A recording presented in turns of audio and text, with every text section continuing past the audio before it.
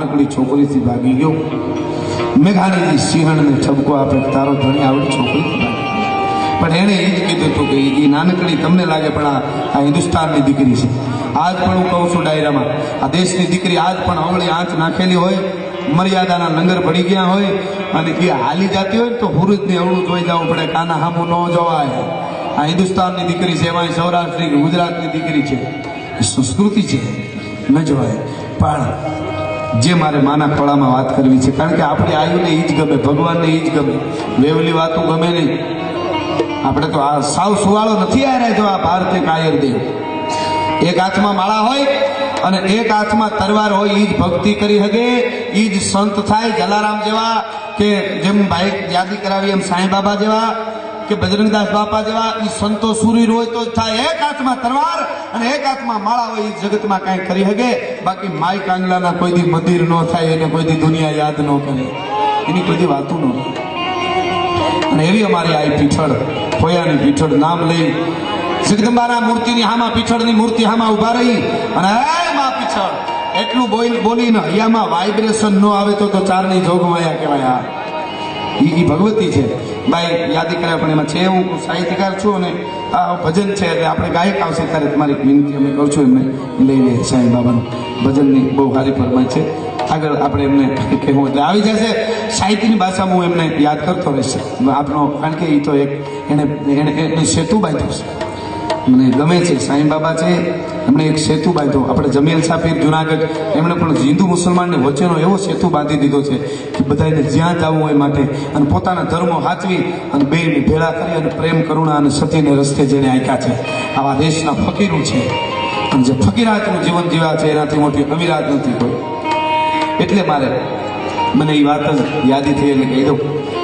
આપણને ખબર નથી એની પહેલાં આજથી 550 વર્ષ પહેલાં અકબર બાદશાહને ખબર હતી કોના ફોટા રખાય, કોની મૂર્તિઓ રખાય. હા, અત્યારે આપણે મંદિરો બનાવી, મૂર્તિઓ અમુક બહુ ભણેલા, બહુ ઊંચા વયા ગયા છે એકચ્યુઅલી વાળા એમ કહે છે કે આ બધું ભગવાન ને આ બધું માતાજી એમ કે ભગવાન નો જગાડે તો એ કે આલારામ મૂકીને ઉઠી શકાય છે, આવી વાતો કરે. પણ તને આલારામ સંભળાય છે ક્યારે? એ તો જો એ ભગવાન એમ કે નતો તો કાગડા કૂતરાના વાહનના અવાજ ન આવતા હોય, પણ ભગવાન એમ કે હવે વાગ્યો એ આલારામ છે, હવે ઉઠી જા. આ પરમાત્મા પણ એને બહુ સમજાવવાની કોશિશ ન કરાય, કારણ કે જેને જલારામ નથી જગાડી ગયા એને આલારામ હું જગાડવાના હતા. એની વાતો નથી. આ તો જે અંદરથી જાગી ગયા, દીવડા પ્રગટી ગયા એની વાતો છે. એટલે વાત આપણે એ કરતો કહું કે 550 વર્ષ પહેલા અકબર બાદશાહને ખબર હતી કોની મૂર્તિઓ રાખાય, કોના ફોટા રાખાય. ફતેહપુર સિકરેમાં અકબર બાદશાહે બહુ મોટી વાત છે, આ સાંભળજો. જગમાલ અને પત્તા નામના 2 રાજપૂતોના પુતળા ઉભા કરેલા. શહીદ થઈ ગયા પછી એમના પુતળા ઉભા કર્યા. કઈ જગ્યાએ? પોતાના જનાનખાનાની સામે પોતાની રાણીઓ હવારમાં આમ દરવાજો ખોલે, બારી ખોલે અને આ હિન્દુના પુતળાના મોઢા જોવે. અકબર બાદશાહે વાત નોંધ લેજો, પેલા ગામ કઈ લઈ લેજો, વાત કરવામાં થોડું ડિસ્ટર્બ થાય છે. ગામ કઈ પેલા કરી લેજો, હવે ખમા.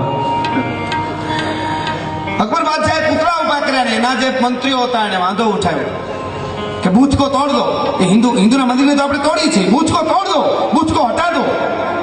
અકબર બાદશાહ બન્યું, કારણ કે પોતાની રાણીઓ હવારમાં આમ દરવાજો ખોલેલા હિન્દુના રાજપૂતોના પુતળાના મોઢા જોવાના ન્યા ઉભા કરેલા.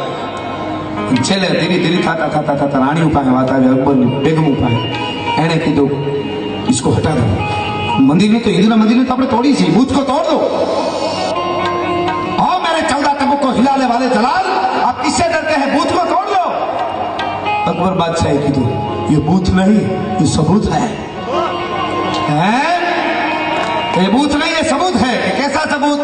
तेदी अकबर बोलो मारे तुम्हारे गौरव लिखा है. एने कीधु कि सुबह उठ के मेरी कोई भी बेगम एक बार ये हिंदू के राजपूत का मुख देख लेंगे और एक शाहजादा ऐसा पैदा हो जाएगा तो मेरे दिल्ली की गद्दी के सामने कोई आंख उठा के नहीं देख सकेगा.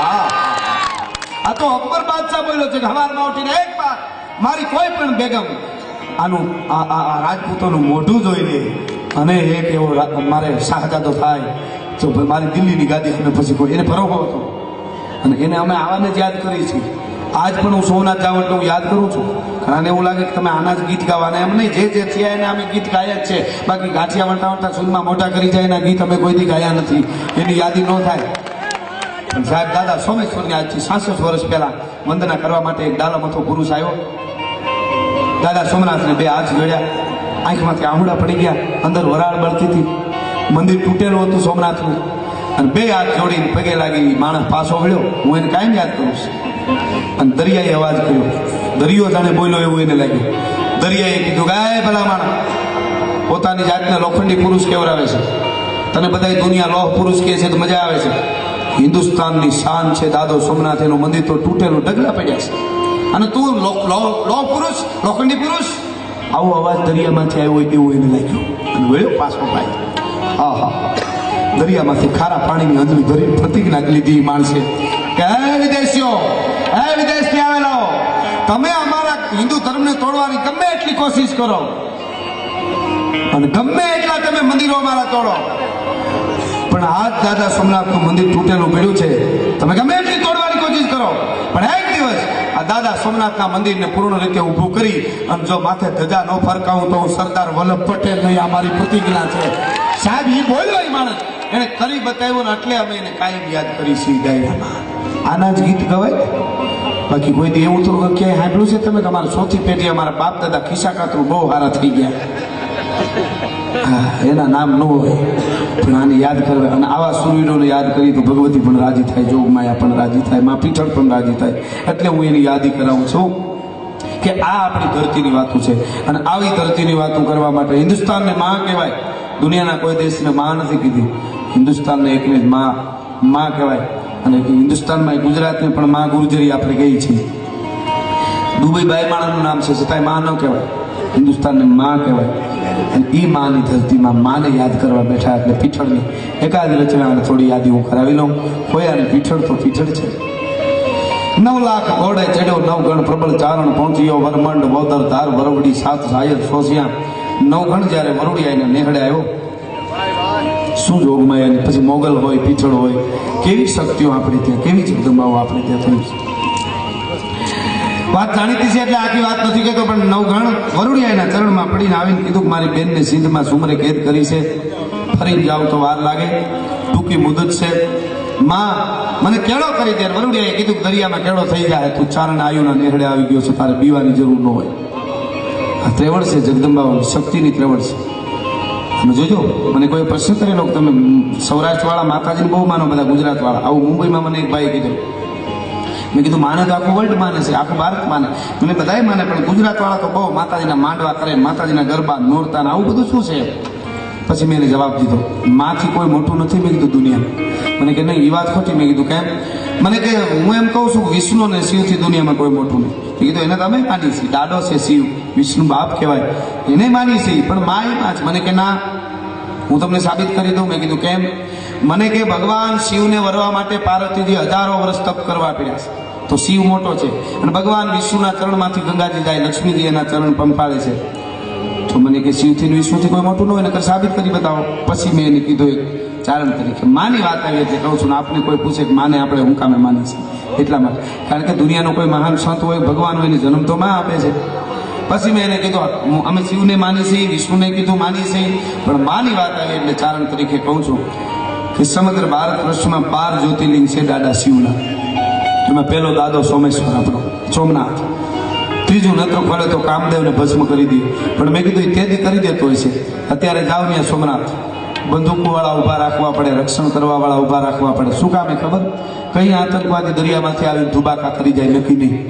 આ તો માની વાત આવી એટલે શિવને આપણે બહુ માની છીએ, દાડો છે, પણ એનું રક્ષણ કરવું પડે. મેં કીધું એથી આગળ દ્વારકાધીશ, કૃષ્ણ કન્યો, ત્યાં પણ બંદૂકવાળા ઊભા રાખવા પડે, સિક્યોરિટી જોઈ. શું કામે? કઈ આતંકવાદી દરિયામાંથી આવી ધુબાકા કરી જાય નક્કી નહીં. આપણા દેશમાં મેં કીધું આપણા ભગવાનનું ધ્યાન રાખવું પડે. માની વાત આવી એટલે કીધું કહું છું. અને જેની માથે દુનિયા ઓળગોળ થઈ અક્ષરધામમાં ગરીબ, અને મેં કીધું 30-30ના ગોટા વાળી ગયા હતા ગાંધીનગરમાં. આ તો મેં કીધું આપણા દેશમાં બને, પણ હિન્દુસ્તાનમાં નહીં, પાકિસ્તાનના, બલુચિસ્તાનના, કોહલાના પહાડની માથે બેઠી અમારી માં હિંગળા કોઈના બાપની તેવડ નથી કે એની માથે મીઠ માંડી હકાય ભલા માણસ. પાકિસ્તાનમાં બેઠી છે, જોજો કોક દી જાવ તો દર્શન કરજો. અને પાકિસ્તાનના વડાપ્રધાનને એમ કેવું પડે, પછી રાજા પરવેજ હોય કે મુશરફ હોય, એને એમ કેવું પડે કે ઓ મુજી નાની, અહીં પ્રાર્થના કરવા જાય છે, મુજી નાની મેરે દીકરેજી દયા કર મેરે દીકરેજી દયા કર. એને ભીખ માગવી પડે. અને હિંગળાજ ગયા છે એને ખબર છે, ત્યાં સોનાના 17 ગાડા ભરાય એટલા ઢગલા પડ્યા છે મંદિર પાસે. મંદિરને દરવાજા નથી, પણ ત્યાં કોઈક લેવા માટે જાય અને એની આંખની બોટીઓ બહાર ન કાઢી નાખે તો અમારી શક્તિ ન કહેવાય, અમારી માં ન કહેવાય. માનું કોઈ દી રક્ષણ ન કરવું પડે. માં બધાનું રક્ષણ કરે, માં રક્ષણ ન કરે, માં જ રક્ષણ કરે. મને કોઈ પૂછેલું ગઢવી માતાજી પાડા બકરા ખાય? મેં કીધું હા. મને કે ખાય? મેં કીધું આ પાડા બકરા જ ખાય, ખોરાક છે. મને કીધું પાપ ન લાગે પશુને ખાઈ જાય? મેં કીધું પશુ નહીં. મને કે તો એ પશુ જ કહેવાય? મેં કીધું એ ખોટી વાત છે. કોઈ પણ સડાવતા હોય એ બધી ખોટી વાત છે, એ પાપ જ છે. આ મેં કીધું બે કરતા બકરાના ઘેરામાં બકરા રખડે એ નહીં બિચારા. આ પાડા કીધું ખાડુમાં કૂંદા રખડે એને ન ખાય અમારી આયુ, કોઈ દી ન ખાય તો ચડાવી દેવામાં આવે છે. હા એને ખાય કોઈ દી? તો ભૂવો ધૂણીને એમ કે માતાજી બોકડો માગે. કોઈ દી કોઈ ભૂએ કીધું માતાજી સિંહ માગે ડાલા મથો? કારણ કે એને ફોડી મરડી નાખે ને. હું નથી માનતો આ વસ્તુને. પૂર્ણ રીતે મીઠા નિવેદ ખાય એ બરોબર છે, બાકી માવ મારી નાખે કોઈ? મને કહે તો ક્યાં પાડા બકરા ખાય? પછી મેં એને કીધું હાથ પીડે હાથ કોથળી પીવે. ગામડું ગામ હોય કે નગર હોય, ઓયડે આંખો આવી હોય, બોલાવો થાય નહીં, આખા પરિવારને નડતો હોય, ગાય ગોરાણી અને ગોત્રી જેને મૂકી ન હોય, બેન દીકરીઓને હામું હલાતો ન હોય, બેફામ ગાળું બોલતો હોય, અને બજારમાં હેલો જતો હોય, ગરીબની દીકરી પાણી ભરીને સામે હાલી આવતી હોય ને આને જોવે અને ખબર પડે કોઈ એકલી સોનો દારૂ પીને આવે છે અને એ દીકરી ધ્રુજવા માંડે, ઊભી જાય અને એની ચાંદરીઓ જેથી બંધ થઈ જાય ને તેથી માં એમ કે હવે થાય છે માટીનો દીકરો જો હાડા ચડતી રહેવા દો તો હોયાની પીઠળ ન કહેવાવ, ઉભો ચીરી નાખું નહીં તો ચામુંડા ન કહેવાવ. ઈ પાડા બકરા ખાય, બાકી પશુ કોઈ દી માતાજી ખાય નહીં, પહોળાને કોઈ દી માં મારે નહીં. વાત બધી ખોટી છે. કોઈ સડાવવાનું કહેતું હોય તો ન માનતા, અને બહુ સડાવવાનું કહેતો કઈ તમે જરાક અખતરો કરો માં કેમ ખાય છે એ અમને દેખાડો. આ તો જોગમાયા છે, શક્તિ પણ ખેર આપણે એ બાજુ નથી જવું. પણ નવઘણને જ્યારે વરુડીએ કીધું દરિયામાં કેળો થઈ જાય અને પછી કેળો થઈ ગયો જે આપ જાણો છો. પછી પણ એને કીધું કે પઠોપીર એવો હતો, અમીર હુમરાએ એને વંશમાં કર્યો હતો કે અમીર સુમરાની દુશ્મનાવટ કરી અને કોઈ જો જાય તો પઠોપીર એને ભસ્મ કરી દે. એટલે વરુડી આવીને નવઘણ કહે છે કે માં તમે દરિયામાં કેળો કરી દે એ તો વરદાન આપી દીધું છે, પણ મારે પઠાપીરનું શું કરવું? પઠોપીર ભસ્મ કરી દે. આ પ્રસંગને આ લીલામાને ગમે છે એટલે હું કહું છું. આ રચના કાયમ આરતીમાં વગાડે છે માતાજી એટલે. અને પઠાપીરની જ્યારે વાત આવી ત્યારે વરુડે કીધું પઠાપીરને વંશ કરવો હોય તો થોડુંક આગળ આજીને કાંઠે જવું જોઈએ, આ પીઠળના સાનિધ્યમાં.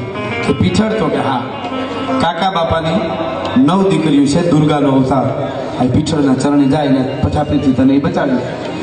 પાણી ભરીને દીકરીઓ જાતી હશે આજીમાંથી, ત્યાં જઈ અને વંદના કરજે, માં પીઠળ તારી સહાય કરશે. વરુડિયાએ કીધું. તારે નવગણે કીધું માં હું ઓળખું કેવી રીતે માને પીઠળને? 8-9 બેનું હોય તો. પછી વરુડિયાએ એની ઓળખાણમાં એક દુઓ કીધો, પીઠળની ઓળખાણમાં કે આવી રીતે જાતી હોય માં પીઠળી છે. શું કે હાથ કચોળો સર ઘડો જેને ઉપર આંબાની ડાળ પણ આજી કાંઠે ગંગ વહતી એ મારી પીઠળ પાણીની હાથ કચોળો ઓઢણું છે આ પાણી ભરીને પીછડાઈ જતા હશે પણ ઓઢણાને વળ દેતા જતા હશે. શું કામે? એને ખબર પડી ગઈ અમીર હુમરાનો ત્રાસ વધી ગયો છે સિંધમાં. હાથ કચોળો સર ઘડો, માથે પાણીનું બેડું હશે આ પીછળને, પણ એક બેડું માથાથી ઊંચું આવતું હોય છે.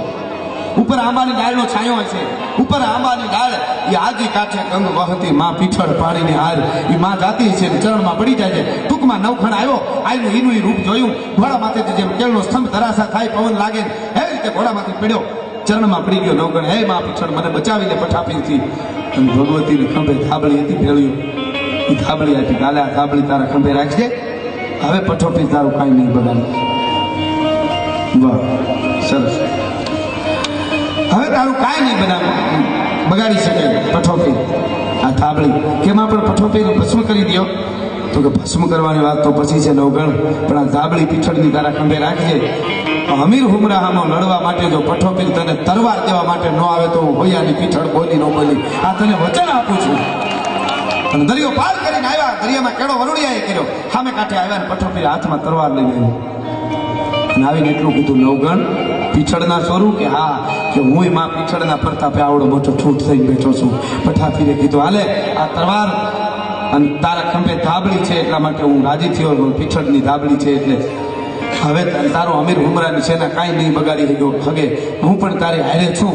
પણ એ ધાબળી જોઈ અને પઠોપી લીજો પીછળની ધાબળી જોઈ એટલે મેં આ રચના લીલામાને બહુ ગમે છે. એટલે કે હે ધાબળી વાળી અને આઈ તો જોત જોરાણી એ અમારી ધાબળી વાળી, અરે ધાબળી વાળી અને આઈ જોત જોરાણી એ પાછી અમારી લાજની રાખણ હાર હોયાની એ ધીરલી પીઠળ ધાબળી વાળી, એ ધાબળી વાળી ને જોત જોરાણી લાજની રાખણ હાર હોયાની, ધીરલી પીઠળ ધાબળી વાળી.